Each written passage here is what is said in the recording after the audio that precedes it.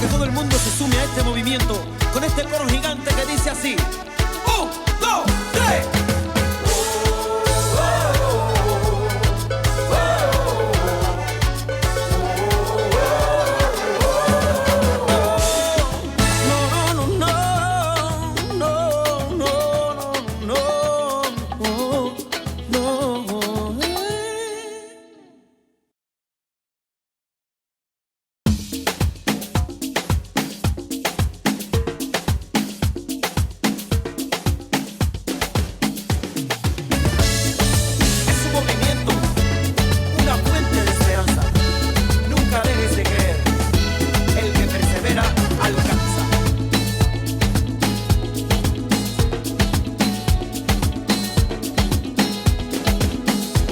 Llegado el momento, es el tiempo perfecto para juntos fomentar el buen vivir.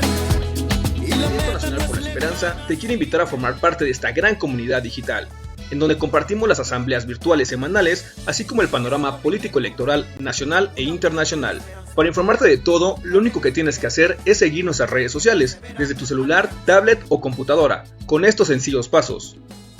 Ingresa a la plataforma de YouTube y en la barra del buscador escribe René Bejarano Martínez y así de fácil encontrarás nuestro canal. Una vez ahí, solo tienes que dar clic en el botón rojo que dice suscribirse y listo, ya eres parte de esta comunidad. Y recuerda activar la campanita en la opción que dice todas para que te llegue un aviso cada vez que subamos un nuevo video. Así de fácil, juntos estaremos construyendo esperanza por el buen vivir.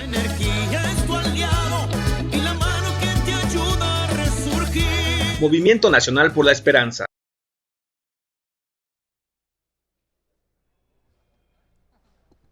Buenas noches, compañeros y compañeras. Si gustan ir tomando asiento, vamos a dar inicio a nuestra asamblea semanal del Movimiento Nacional por la Esperanza.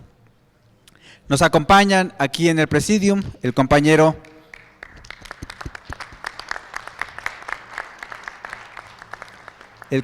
Carlos Nieto, de la Alcaldía Tlalpan.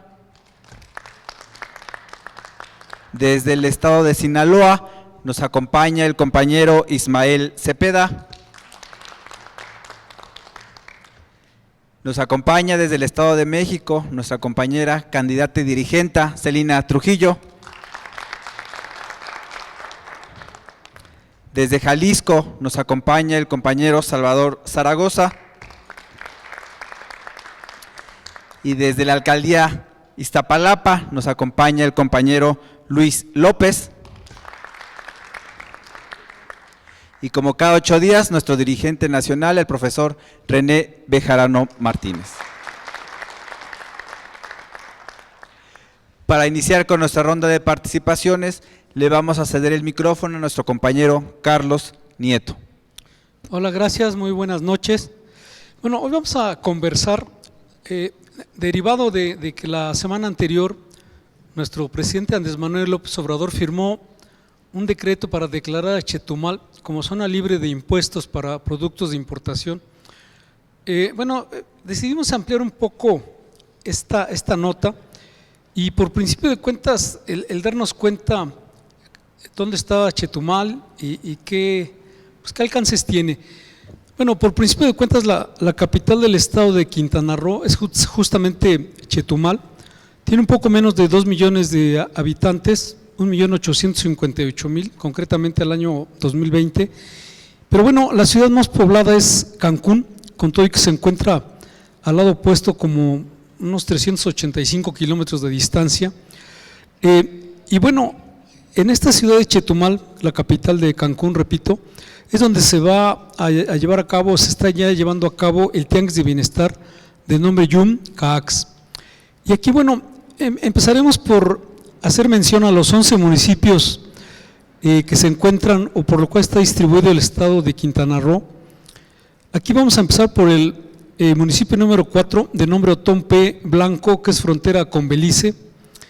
Y bueno, para afinar un poco más, el nombre completo de este personaje es Otón Pompeyo Blanco Núñez de Cáceres, marino, fundador de esta ciudad de Chetumal, secretario de Marina por ahí de los 40, durante la Segunda Guerra Mundial. Y bueno, esa es la razón de ese nombre. Bueno, el primer municipio es Cozumel, el segundo es Felipe Carrillo Puerto, el tercero Isla Mujeres, el cuarto ya lo mencioné, el quinto Benito Juárez, el sexto José María Morelos, el séptimo Lázaro Cárdenas, el octavo es Solidaridad, el noveno Tulum, el décimo Bacalar, el onceavo Puerto Morelos. Y bueno, ¿qué ocurre aquí en este estado de Quintana Roo? Bueno, cuenta con 4 aeropuertos internacionales, su mayor actividad económica es el turismo, y existe un aeropuerto internacional justamente en la capital, en Chetumal, otro aeropuerto internacional en Cozumel, uno más en Cancún, otro en Tulum, y bueno, además existen pues algunos aeropuertos más pues nacionales básicamente, ¿no? Y bueno, aquí en esta siguiente hoja se ve las 21 estaciones que va a tener el Tren Maya, que justamente hace contacto con estas estaciones aeroportuarias. Repito, son 21 estaciones del Tren Maya. Aquí en el mapa se ve la frontera con Guatemala y Belice, y justamente aquí en esta frontera con Belice es donde se encontrará esta zona de libre comercio. Bueno, también se notan que habrá 14 paraderos que también serán lugares turísticos y de comercio de mercancías. Y bueno, más allá de que Chetumal sea una zona libre, es importante hacer mención que no cualquier ciudad puede ser una zona libre de impuestos, se deben cubrir con algunos requisitos. Chetumal fue zona libre de 1934 a 1993, pero cuando se unificaron los impuestos en todo el país, pues dejó de serlo. Y bueno, los requisitos básicos son 2, que es cuando un lugar se encuentra fuera del alcance de centros de distribución y abasto de consumo, y además debe contar con 20 hectáreas de espacio y con capacidad para ser dotada de cierto tipo de infraestructura. Y bueno, actualmente por la movilidad de mercancías que traerá el Tren Maya al Tianguis del Bienestar Yumcaax, muy cercano al aeropuerto, bueno, se busca crear una sinergia con los productos de la región y convertir el punto en un gran centro de comercio para así ampliar la economía local por medio del comercio y la generación de empleos. Es decir, se trata de reactivar la economía de la región con estímulos fiscales del comercio exterior al 100% de descuento. Esto evidentemente tiene un límite, se encuentra limitado a $2,500 por persona, que es alrededor de 50,000 pesos. Y bueno, hablando de turismo internacional, arribaron al país 42.15 millones de turistas extranjeros, comparado con los poco más de 38 millones del año 2022, pues bueno, México recibió un 10% más de turistas internacionales en el año pasado. Esto es un incremento casi del 9% en cuanto a ingresos por divisas en este concepto. Eso de acuerdo a un informe del INEGI de febrero de este año. Y bueno, los turistas que llegaron vía aérea subieron un 7% y quienes arribaron por vía terrestre disminuyeron en un 9%. Este rubro el INEGI lo llama PIB turístico, que no es otra cosa más que la economía o el ingreso que genera el turismo en nuestro país, y este sector creció en un 7.8% al primer trimestre del año pasado, impulsado básicamente por los servicios. Y bueno, ya que nos encontramos aquí en el sector turístico, es importante hacer mención de las 10 playas más visitadas de nuestro país. Y bueno, el primer pensamiento que nos asalta es, ¿qué es lo que hace tan popular a una playa?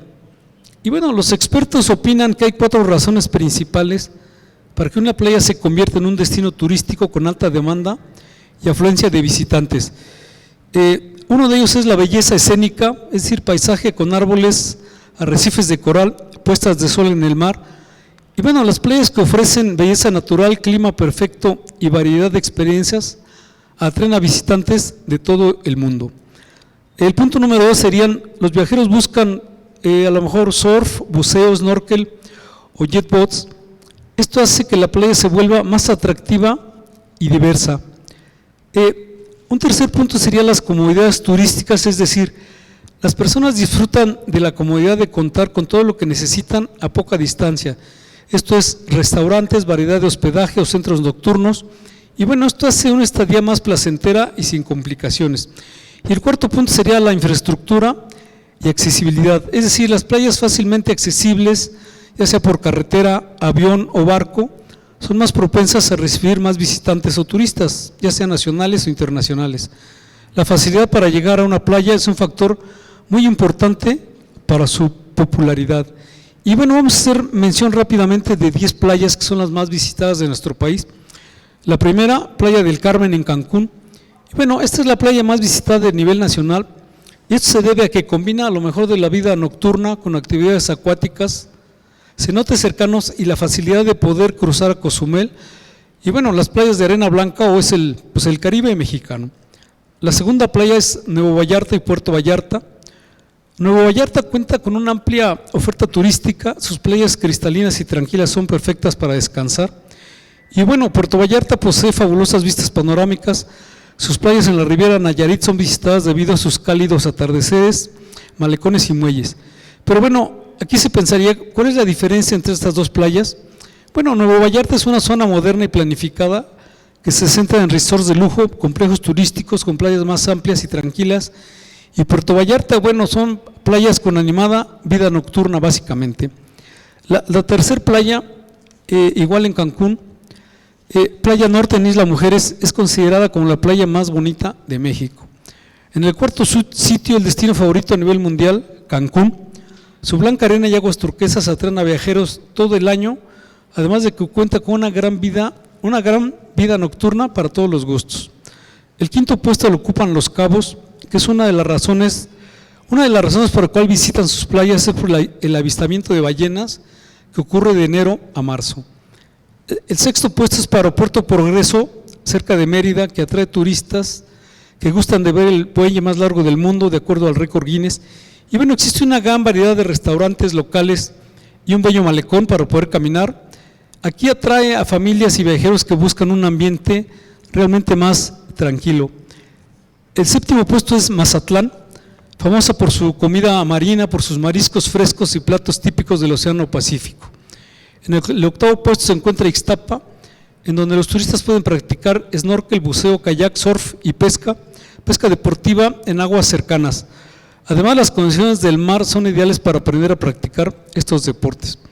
En el noveno puesto se encuentra Veracruz, que las playas son populares por su cultura, historia, festivales, diversidad en cuanto a comida y sitios arqueológicos. El décimo puesto es para Acapulco Guerrero, destino de playa clásico durante décadas, y aquí hay una mezcla de actividades acuáticas y vida nocturna muy animada. Y bueno, a pesar del huracán Otis de octubre del año pasado, se encuentra en franca recuperación. Y bueno, en la Semana Santa pasada de marzo de este año, retoma la normalidad, existe turismo nacional y extranjero, y bueno, los reportes indican que hubo un 81% de ocupación hotelera sobre algo así como 8,000 habitaciones. Es decir, Acapulco está retomando su vida normal. Y bueno, regresando a la parte de la selva de concreto, nos situamos en nuestra moneda con respecto al valor del dólar, y al día de hoy, lunes 6 de mayo del año 2024, se encuentra en 16 pesos con 87 centavos de acuerdo a la fuente del Banco de México.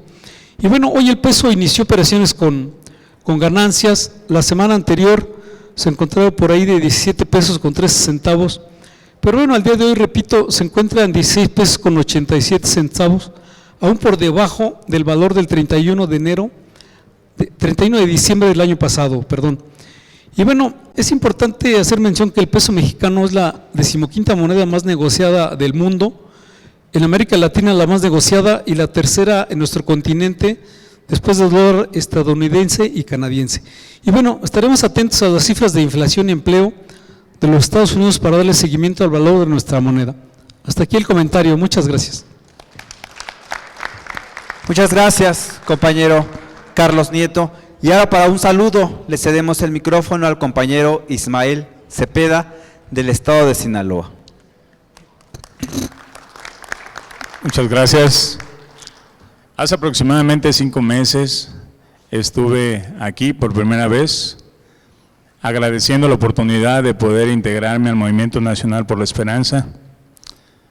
Hoy, de nueva cuenta, estoy aquí en esta asamblea que se transmite a nivel nacional. El Movimiento Nacional por la Esperanza ha crecido bastante a lo largo y ancho de todo el país. Es un movimiento que apoya a la Cuarta Transformación, que ha apoyado a nuestro presidente Andrés Manuel López Obrador y que continuamos todos los que conformamos este movimiento trabajando arduamente para que este próximo 2 de junio nuestra presidenta de México sea la doctora Claudia Sheinbaum Pardo.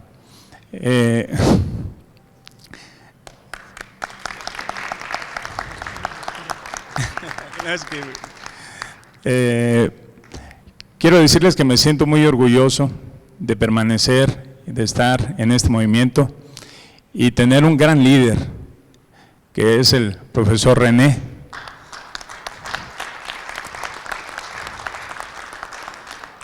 A quien tenía la oportunidad de conocerlo porque lo seguía, ahora tengo la gran dicha de conocerlo y tratarlo, un hombre transparente, congruente, pero sobre todo con un gran corazón. Quiero agradecerle nuevamente el seguir formando parte de este gran movimiento que él lidera, el Movimiento Nacional por la Esperanza. Muchas gracias. Muchas gracias, compañero Ismael Cepeda. Y ahora nos vamos hasta Jalisco y le cedemos el micrófono al compañero Salvador Zaragoza. Buenas noches, compañeros. Profesor, muchas gracias por esta nueva oportunidad de saludar a mis compañeros. Yo también, pues orgullosamente pertenezco a este gran movimiento y pues desde hace muchos años, yo no puedo decir que soy nuevo, pero soy joven promesa, entonces joven vitalicio, como dice nuestro gran líder, el profesor René, y pues me siento pues también orgulloso de pertenecer aquí. Les traigo un saludo de compañeros también nuevos que no han tenido la oportunidad de estar aquí, pero por mi conducto pues les mantengo informados. Existe, como ya lo dije en la pasada ocasión, una organización, una asociación política nacional a la que pertenezco y ellos pues están también dentro del movimiento, han escogido estar también apoyando a este gran movimiento y pues les mandan ellos desde Jalisco un gran saludo por mi conducto. Muchas gracias y un gran abrazo. Muchas gracias, compañero Salvador Zaragoza. Ahora le cedemos el micrófono a nuestro compañero Luis López de la Alcaldía Iztapalapa. Hola, buenas noches. Quiero agradecer al profesor René Bejarano por su apertura a las juventudes, espacios a jóvenes que buscamos acercarnos a la vida política del país, y al MNE por ser un espacio, una catapulta a las y los jóvenes que se quieren involucrar en todos los espacios. También creo que es importante este segmento de juventudes, universitarios, que pueden ayudar mucho al movimiento en un futuro. Muchas gracias. Muchas gracias, compañero Luis López. Y ahora le cedemos el micrófono a nuestra compañera Celina Trujillo. Muy buenas noches, compañeros, compañeras. Como siempre, un gusto compartir con todos y con todas ustedes esta asamblea semanal de nuestro Movimiento Nacional por la Esperanza. Hoy, pues, en mi calidad de candidata a diputada local en el Estado de México por el Distrito 31, pues quiero comentarles a grandes rasgos lo que tenemos como percepción ahora que nos ha tocado pues hacer, les digo yo a los vecinos, la tarea de ir a tocar puertas, casa por casa, de escuchar a las personas, y quiero comentarles rápidamente. El Distrito 31, al cual fui asignada por el Partido Morena y por el PT y el Verde Ecologista, esta alianza que se tiene, convenio para trabajar en conjunto, se logra esta candidatura tiene la cabecera municipal en Los Reyes, del municipio en el cual vivo. El 80% lo tiene este municipio y un 20% son más o menos como 31 secciones electorales de Chimalhuacán. En el 2021 también tuvimos la oportunidad de participar en este mismo distrito, solamente que hay condiciones muy diferentes. En aquel momento todo parecía que estaba perdido, ¿no? Me decían, mira, hay esta candidatura, pero pues hay el riesgo de que el municipio se pierda porque hay una mala percepción de quien encabeza los trabajos de parte de Morena, que en ese momento con el oleaje del presidente Andrés Manuel se había ganado como muchos municipios, pero que quien llegó pues no tenía ni el tacto, ni los principios, ni asumió una responsabilidad como tal de hacer las cosas como se deben de hacer y como lo marca Morena. Y sin embargo, bueno, pues durante muchos años la participación de una servidora, primero como asociación civil, después como parte del partido PRD y luego pues la migración a Morena, pues teníamos ya tablas establecidas y también teníamos un trabajo ya relacionado a el partido Morena.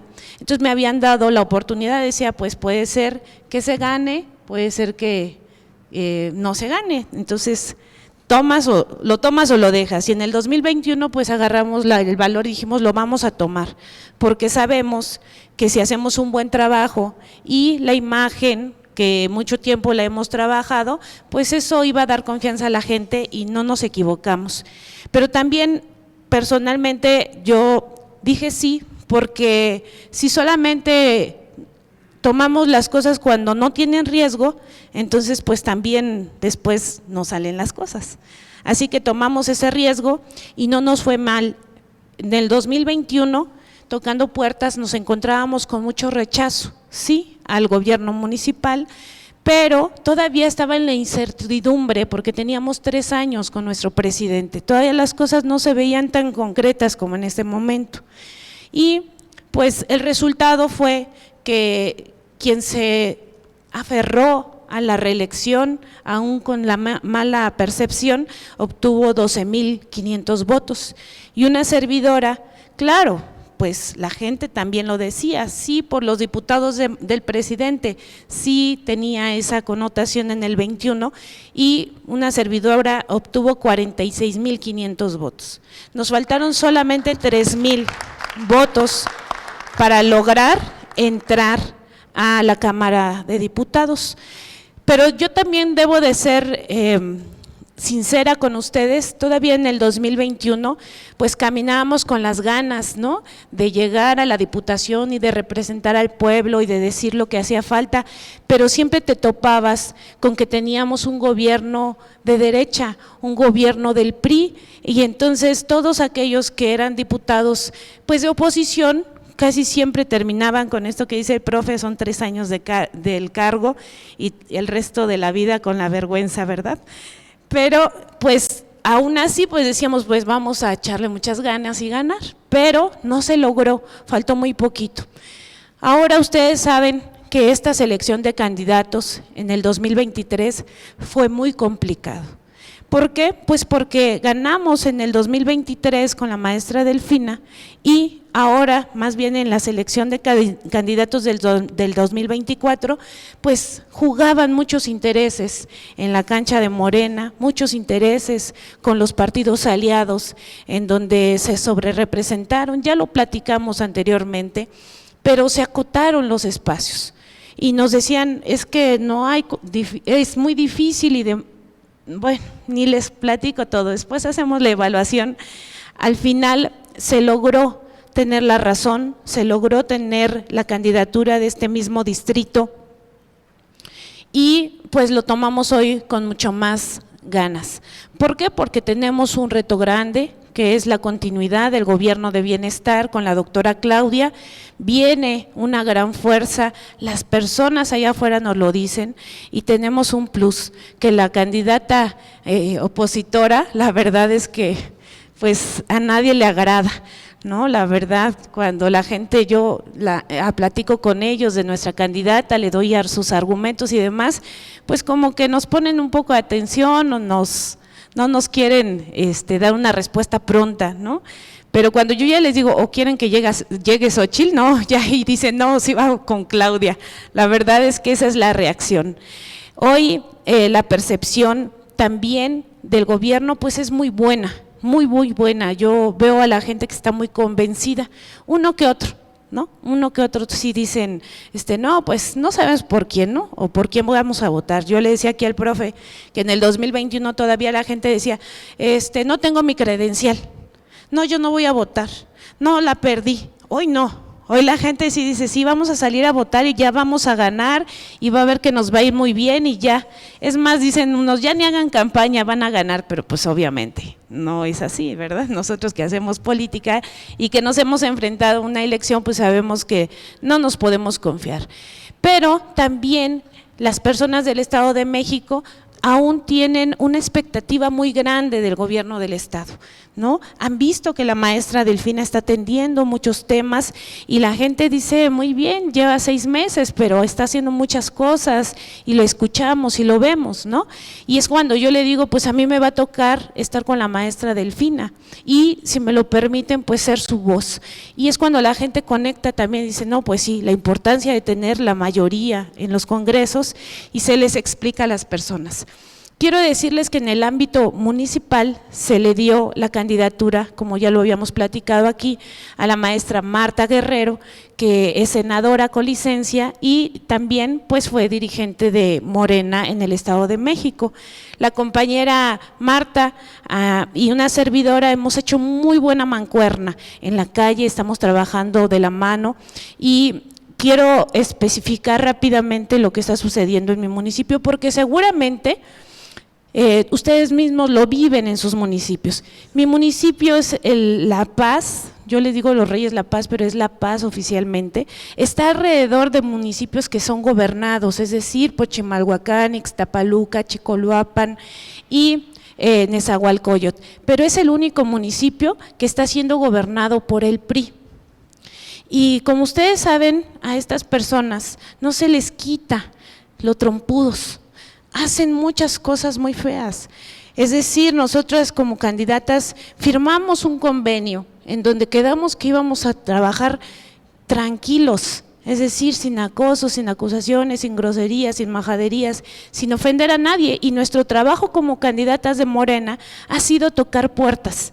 Pero cuando ven que la aceptación de la gente es muy grande, empiezan a bloquear y no tardó mucho en que se nos acosó en una colonia, en el Arenal, se nos acosó, se nos dijo que no podíamos pasar, un grupo de mototaxistas con lonas de la otra candidata diciendo que aquí no entran y demás, y pues no quiero ser alarmista, pero fue una agresión fea que ya se denunció, pero hemos tenido que reforzar las brigadas para que ese tipo de acosos no sucedan. Está sucediendo, ellos andan con la maleta, pagando para que les pongan lonas, pagando porque haya movilizadores de 10, de 20 votos y se les está ofertando lo que ya saben, dinero. A eso nos estamos enfrentando nosotros. ¿Y nosotros qué traemos? Pues proyecto. Y yo les quiero decir ya para concluir mi intervención, porque me va a tocar venir otro día con ustedes a platicarles más ampliamente, que hoy yo camino con mucha ilusión, con mucha esperanza, porque hoy yo sé que del otro lado del día 2 de junio tenemos una gobernadora que va a respaldar el trabajo que nos hemos ido a comprometer con la gente y que les estamos diciendo que la opción es Morena y que venimos a verdaderamente trabajar. Y eso es lo que verdaderamente vamos a hacer. A mí, insisto, me da mucha ilusión solo el hecho de pensar que puedo ser legisladora y que tendré en la voz a toda la necesidad que tiene mi municipio. Un municipio que se caracteriza por la pobreza urbana, esa pobreza donde somos colindantes con la Ciudad de México, pero que tenemos cerca de 40 colonias sin agua, sin drenaje, sin pavimentación, sin guarniciones ni banquetas, y ni hablamos del alumbrado. Las cosas están difíciles en mi municipio, pero yo tengo fe y esperanza que se pueden lograr las cosas. Muchas gracias, compañeras y compañeros. Muchas gracias, compañera Celina Trujillo. Ahora le cedemos el micrófono a nuestro dirigente nacional, al profesor René Bejarano Martínez. Buenas noches, compañeras, compañeros. Estamos celebrando la Asamblea Semanal del Movimiento Nacional por la Esperanza, correspondiente al lunes 6 de mayo del año 2024. Me da mucho gusto estar aquí con todas y todos ustedes, las compañeras y compañeros que están presentes, así como todas las personas que a lo largo de la semana se conectan a la transmisión que se hace a través de las redes sociales. Ayer domingo, que fue 5 de mayo, todos recordamos la batalla histórica en la cual se derrotó a los franceses, pero también yo recordé que hace 35 años formamos el PRD como resultado de la insurgencia cívica del neocardenismo. Y uno pudiera pensar que aquella gesta, aquella historia fue infructuosa, pero no es así.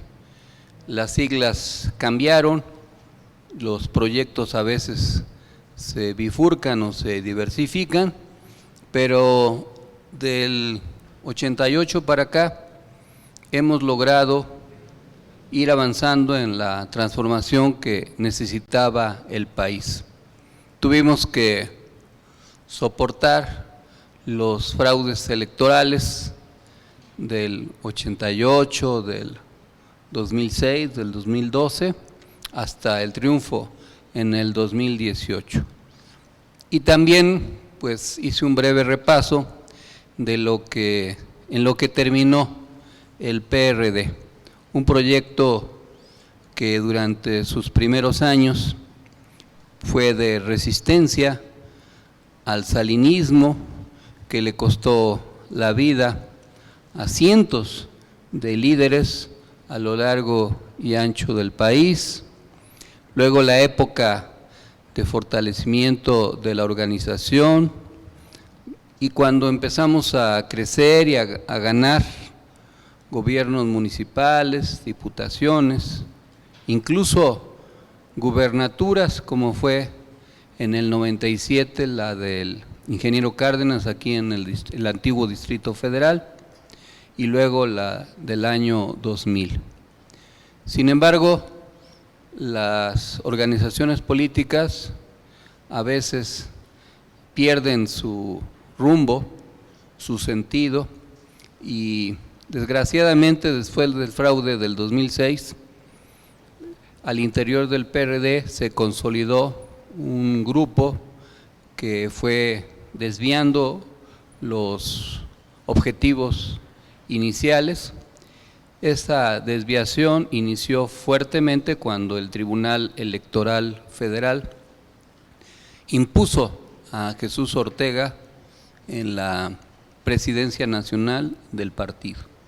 Y desde el 2008, pues se vivió ya otra etapa, se dio una lucha interna muy fuerte para tratar de recuperar el rumbo del partido. Muchos líderes se fueron yendo, se fueron retirando. Vino la elección del 2012 que impuso a Peña Nieto, y entonces fue cuando la cúpula del PRD, a pesar de que los que estábamos en el Comité Nacional votamos mayoritariamente en contra de que el PRD participara en el Pacto por México, pues fueron los chuchos y firmaron el pacto, hicieron todo lo que ya sabemos. Y entonces el ciclo del PRD se fue desgastando, se fue descomponiendo, al mismo tiempo que fue creciendo otra opción para la izquierda. Y así se ve como un movimiento de izquierda empieza a morir y cómo al mismo tiempo se va consolidando uno nuevo. ¿Y qué tenemos hoy? Pues lo que fue el PRD no tiene nada que ver con lo que ahora queda ahí. Es una burocracia entregada a la derecha que no tiene escrúpulos en atacar a un proyecto democrático y de izquierda. Es probable que en las próximas elecciones ese partido no alcance el registro y que pues se cierre un ciclo. Pero al mismo tiempo es el momento en que en las próximas elecciones se consolide la cuarta transformación.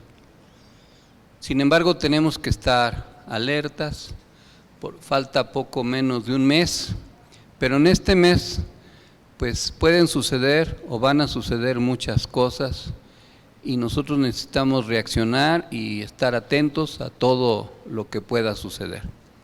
En primer lugar, a lo que en sociología se conoce como el cisne negro, que es un evento ya sea natural o provocado, que puede cambiar las coordenadas de la lucha política en curso. A veces un ciclón, un terremoto, un accidente ferroviario o un atentado, un magnicidio, modifican las condiciones económicas y políticas en alguna región. En algunos casos, como fue el evento que desencadenó la Primera Guerra Mundial, se trató de un crimen político, de un miembro de una aristocracia, de una monarquía, pero también puede ser una provocación, un acto violento. Se dice que es un cisne negro porque pues en la naturaleza no existen los cisnes negros. En las películas sí, en las historias, en la literatura, pero hasta ahora no existen. Pero esa metáfora alude a algo insólito, a un fenómeno raro que si se presenta, incide. Ese término lo acuñó un sociólogo libanés, Nicolás Taleb se llama, y ahora es algo que se estudia en la ciencia política. ¿Puede suceder? Sí.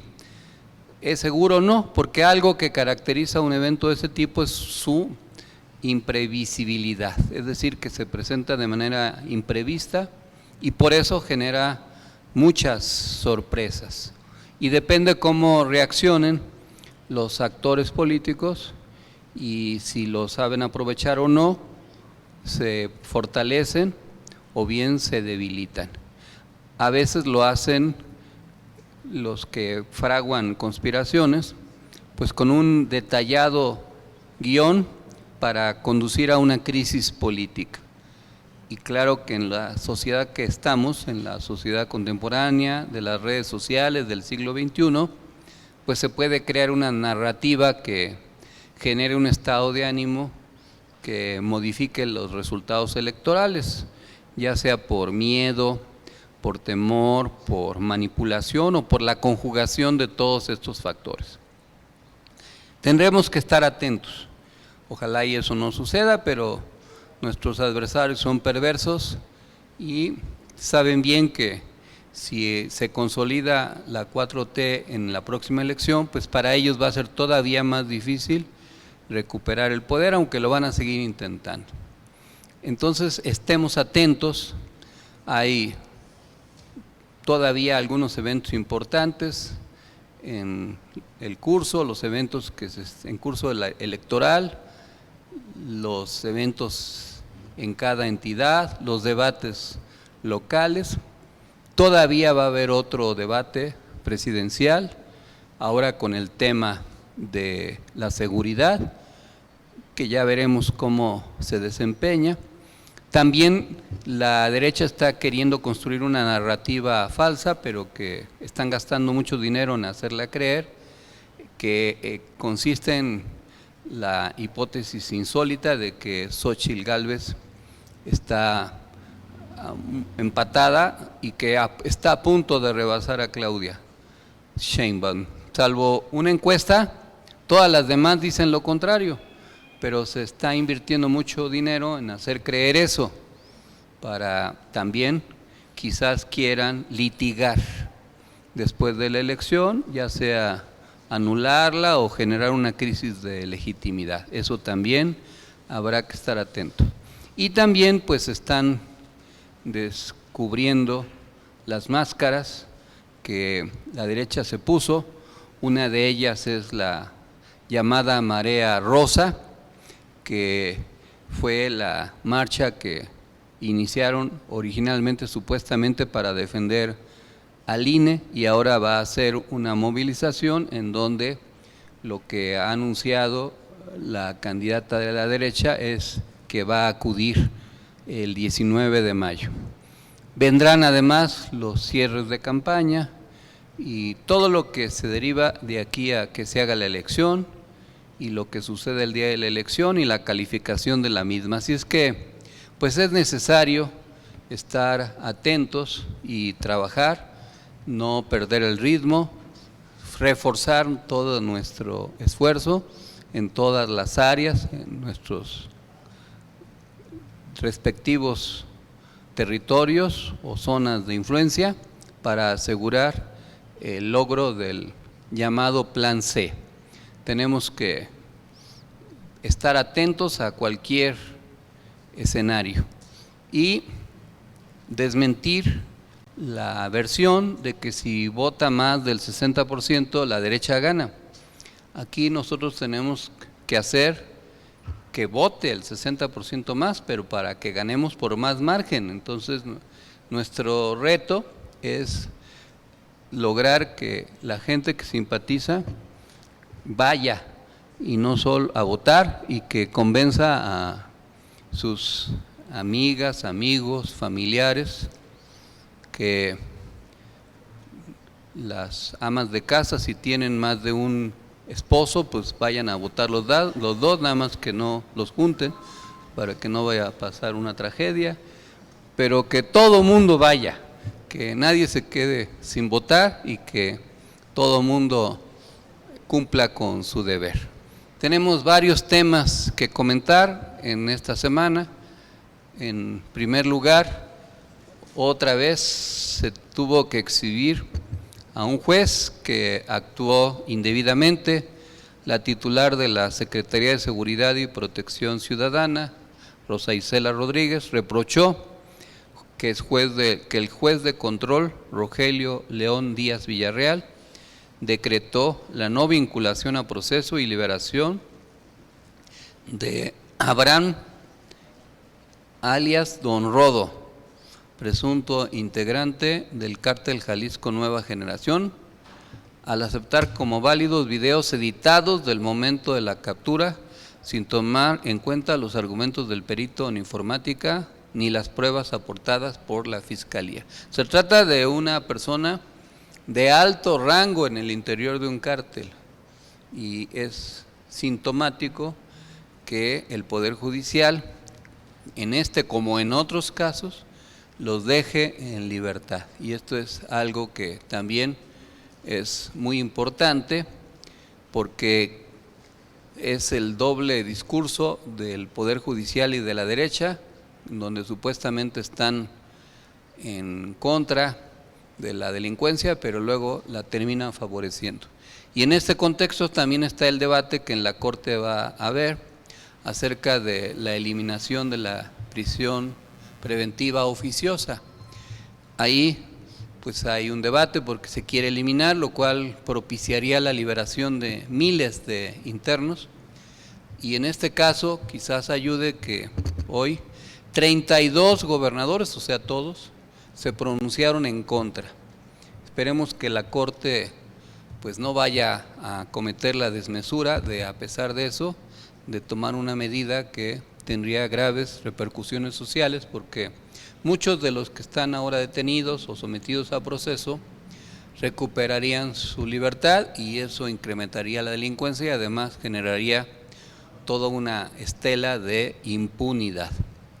En otro tema, el presidente López Obrador informó que se darán a conocer los costos y tiempo de construcción de la refinería de Dos Bocas, Tabasco. Nada tenemos que ocultar, al contrario, nos sentimos orgullosos de estar haciendo más con menos, aseguró. En otro tema, entró en vigor el Fondo de Pensión para el Bienestar. La titular de la Secretaría de Gobernación, Luisa María Alcalde, informó que a partir del 1 de mayo entró en vigor el Fondo de Pensiones para el Bienestar, que reivindica el derecho de las y los trabajadores a contar con una pensión suficiente y digna para el último tramo de su vida. Destacó. Agregó que el compromiso es que para el 1 de julio ya se esté pagando la primera pensión con el complemento que proviene del fondo a fin de garantizar el 100% del salario del trabajador para aquellos que ganen hasta el salario promedio. Esto pues fue un debate que se dio en las últimas semanas y me llamó mucho la atención que una de las voces que se pronunció en contra de la pensión para el bienestar fue la de María Amparo Casar, que es la presidenta impuesta de la asociación que financia y dirige Claudio X González, de supuestamente Mexicanos contra la Corrupción y la Impunidad. ¿Y por qué es importante destacar que María Amparo Casar se pronunció en contra de la pensión para el bienestar? Porque ahora descubrimos pues lo que ella hizo en la época en que fue una persona muy cercana a Santiago Krill y a Vicente Fox. Yo conocí hace ya mucho tiempo a Mario Amparo y a Carlos Fernando Márquez. Ellos eran militantes del PMT, partido en el que yo militaba, el Partido Mexicano de los Trabajadores. Les estoy hablando de allá por 1980. En ese entonces, ellos formaban parte de un comité de base del CIDE, el Centro de Investigación y Docencia Económica. Y al interior del PMT, pues teníamos ciertas coincidencias. Ellos venían y estaban en la izquierda. En agosto del 81 se anunció la creación de un nuevo partido, se iban a fusionar varios partidos, entre otros el PMT, el Partido Comunista Mexicano, el Socialista Revolucionario, el Partido del Pueblo Mexicano y otros, la UIC, que dirigía Manuel Terrazas y otros. Y se inició el ciclo de negociaciones de agosto a noviembre. Al interior de las negociaciones, pues en la víspera de la elección presidencial, había la disputa por quién iba a encabezar la candidatura presidencial del naciente partido en las elecciones del 82. La querían Alejandro Gascón Mercado, del Partido del Pueblo Mexicano, Eberto Castillo, del PMT, y Arnoldo Martínez Verdugo, del PC. Al final negociaron, y aunque eso no formaba parte formalmente de la negociación, pues todo indicaba que iba a ser Arnoldo, como al final fue. Y entonces, de último momento, en el seno del PMT se dio marcha atrás y se decidió no ir a la fusión. Y algunos de los que estábamos en ese partido, pues decidimos sí meternos al partido, separarnos del PMT y entrar al PESUM en agosto del 81.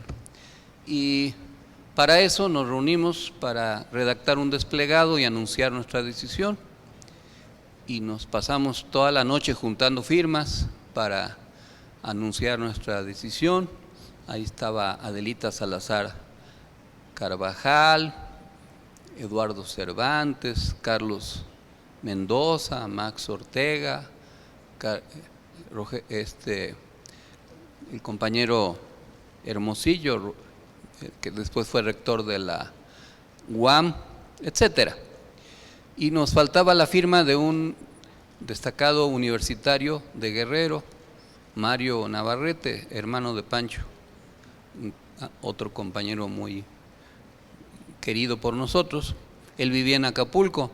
pues no había las tecnologías que ahora había y necesitábamos juntar la firma, y como yo me llevaba mucho con él, me pidieron que fuera a Acapulco, pero eran las 4 de la mañana y teníamos que meter el desplegado. Yo tenía un cheque de mi salario de maestro de la tesorería, que era un cheque de cartón, porque así eran los cheques de la tesorería, que si los firmaba uno con 2 firmas, se podía cambiar en cualquier lado.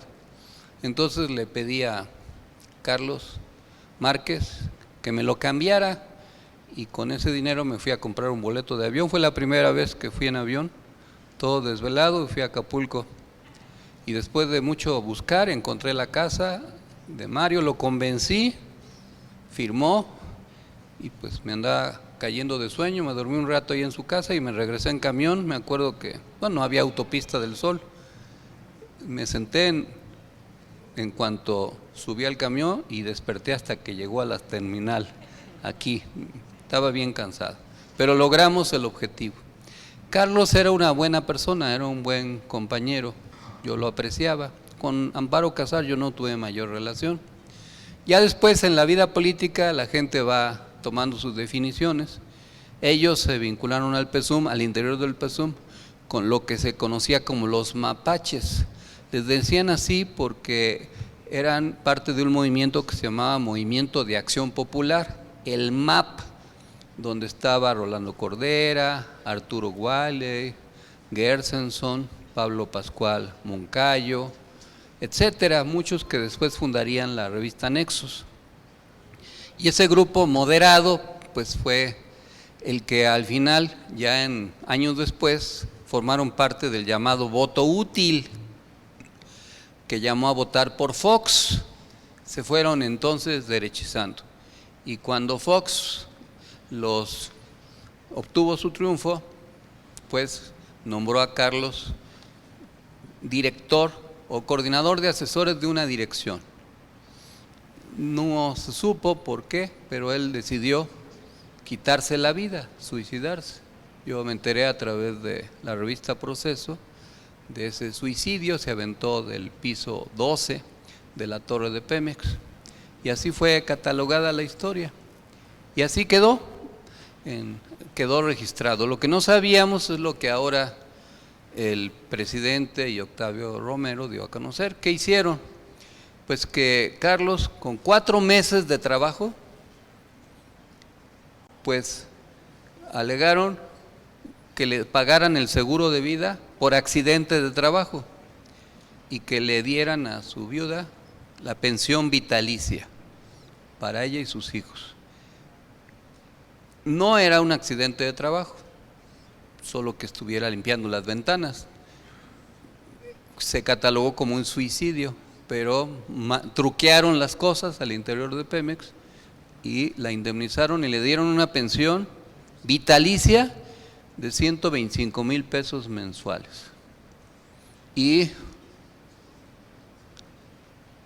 con 4 meses de trabajo. Narra el presidente que Héctor Aguilar Camín con María Amparo Casar fueron a ver a Bernardo Batis, entonces Procurador General de Justicia del Distrito Federal, para pedirle que modificara el acta respectiva para que no catalogara como suicidio, sino como accidente. No quiso Bernardo, pero de todos modos en Pemex dieron por bueno y en el mismo día hicieron el trámite. Obviamente se ejerció influyentismo. Llama la atención que esta mujer, que se pronunció en contra de la pensión para el bienestar, tenga una pensión desde hace 20 años de 125,000 pesos mensuales, que haya cobrado un seguro por un falso accidente de trabajo y que esta pensión pues esté siendo pagada con recursos públicos, y que además sean de los que critican los problemas financieros de Pemex. Pues sí, con todo ese tipo de abusos y otros muchos funcionarios que reciben ese tipo de canonjías, pues sí, cualquier empresa tiene muchísimas dificultades para salir adelante. ¿Y cuál es el otro asunto? Decían los priistas en esas frases que acuñaron y que se quedaron en la cultura popular, que son una mezcla de entre sincera manifestación o pulcro cinismo, que decían: para tener la lengua larga hay que tener la cola corta. Y es el caso de Mario Amparo Casar, que se acaba de escribir y publicar un libro que se llama Los puntos sobre las IES, y que dirige una asociación supuestamente en contra de la corrupción. Y entonces lo que más les duele a los conservadores es que se ventile que la persona que presentan como adalid de la lucha en contra de la corrupción pues esté disfrutando de una pensión vitalicia que no merecía. ¿Cuántos trabajadores batallan porque les den su pensión después de décadas de servicio? Y que a veces son pensiones muy simbólicas, y qué bueno que ahora se va a asegurar el 100% del último salario, pero eso no lo hicieron. Pero con 4 meses de trabajo, 4, le dieron a su viuda un seguro millonario y una pensión de 125,000, y además la quiere seguir cobrando. Es un delito continuado. Esta manera de actuar pues desnuda lo que realmente es su falsedad en la lucha contra la corrupción. Y ahora la comentocracia, los editorialistas y otros personajes han salido a defender a Amparo Casar, presentándola como una víctima, porque se dio a conocer el expediente, y critican que se dio a conocer el expediente, pero no critican que el expediente demuestra que se está cobrando y se cobró un monto sin intereses de 31 millones de pesos. No lo critican, lo que critican es que se dio a conocer el expediente. Claro, ellos quisieran que no se diera a conocer y que quedara en un dicho y que no se pudiera comprobar. Nadie ha podido controvertir por las pruebas que se están presentando, y entonces se van por el lado de la protección de los datos personales. Y los del INAI, que supuestamente son de la transparencia, pues en este caso no quieren la transparencia. Estos son los tipos de casos emblemáticos que conviene reiterar, porque mucha gente no sabe, mucha gente no está enterada de este tipo de historias, y es bueno que ustedes las manejen, informen, porque en el debate en la sociedad es lo que al final de cuentas termina convenciendo a muchas personas. Ustedes tienen contacto con muchos trabajadores, algunos de ellos que han laborado durante décadas y que no se quieren jubilar o pensionar porque no tendrían los ingresos suficientes para vivir. Y en cambio, este caso de injusticia, y hay muchos más de la burocracia dorada que, aprovechándose de sus cargos y la influencia que tienen o que tenían, pues se enriquecieron y obtuvieron muchísimos beneficios. Se recordará que Felipe Calderón, tan luego entró a Banobras, se autodió un préstamo millonario, y así muchos tipos de abusos que se cometían al amparo del ejercicio del poder y manejando las finanzas públicas como si fueran recursos personales. Veremos cómo evoluciona esto, pero es importante que ustedes estén al tanto de esta información. En otro tema, el presidente reprochó que los legisladores del llamado bloque conservador han declarado que bloquearán las reformas constitucionales que presentó el pasado 5 de febrero para regresar al espíritu y la letra de lo que fue la Constitución original del 17. Con esos cambios que beneficiaban al pueblo se busca garantizar las libertades, la democracia y la justicia social. Por eso es tan importante que se logre el plan C. Por eso es tan importante que se asegure una alta participación en las votaciones para que tengamos la mayoría calificada en ambas cámaras y que muchas de las reformas que se han presentado puedan prosperar, puedan aprobarse. En ¿Quiénes las mentiras? Mencionamos los siguientes. La primera, Aeroméxico no dejará de operar.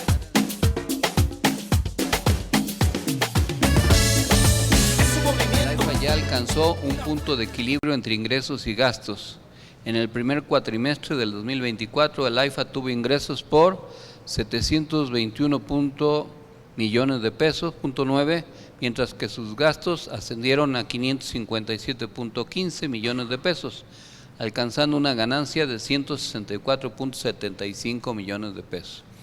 Y esto desmiente de que Aeroméxico se vaya a retirar. Lo más probable es que ese aeropuerto siga teniendo cada vez más vuelos y siga obteniendo ganancias. Por otro lado, se alertó sobre videos e imágenes falsas creadas con inteligencia artificial para defraudar a los usuarios al invitarlos a invertir en Pemex CFE, lo que es una estafa, ya que no ofrecen esos servicios. También, pues, no se dejen engañar porque se andan ofreciendo videos para que ustedes aparezcan haciendo actos intrépidos. Y no es cierto, es inteligencia artificial. Pero si quieren impresionar a alguien, pues pueden pedir un video saltando 18 metros y van a impresionar al quien se lo crea. Exhiben a Roberto Madrazo por confesar que Andrés Manuel López Obrador sí ganó las elecciones presidenciales de 2006.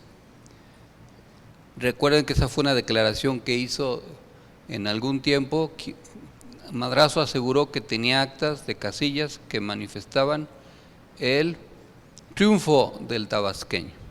Este es un debate que es histórico, pero no deja de ser importante. Los debates históricos al final forman parte de lo que significa lo que se conoce como victoria cultural. Ahora ya ni los priistas defienden que ganaron las elecciones del 88. Todos incluso reconocen que Salinas se robó la presidencia en el 88. Ya nadie termina desgarrándose las vestiduras.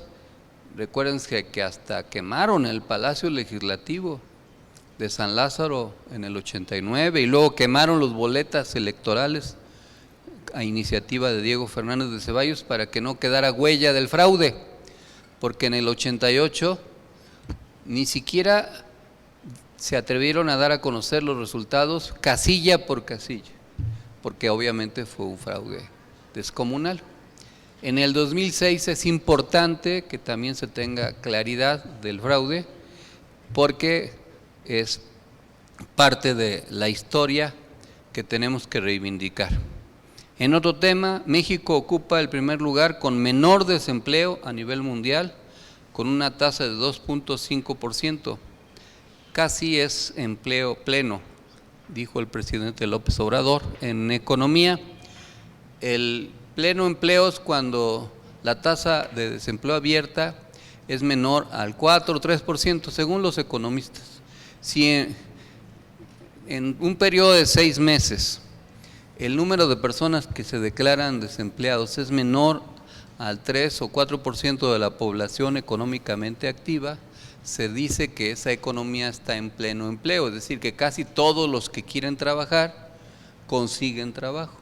Y esto es algo muy difícil de conseguir y sin embargo en México existe.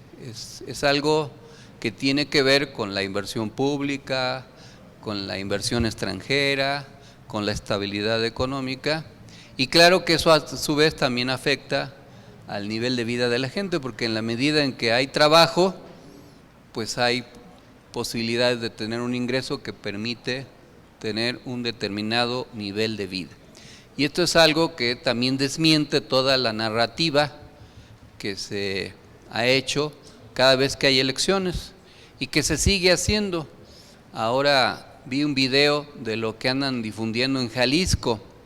En Jalisco sacan un video, una entrevista a unos, entre comillas, supuestos abogados, en donde argumentan que con una reforma que ni existe, se va a obligar a las familias a darle albergue a otras familias en su casa, o que si el dueño de una propiedad fallece, quien se queda con la propiedad es el gobierno, y que se estaría anulando los derechos sucesorios de el fallecido.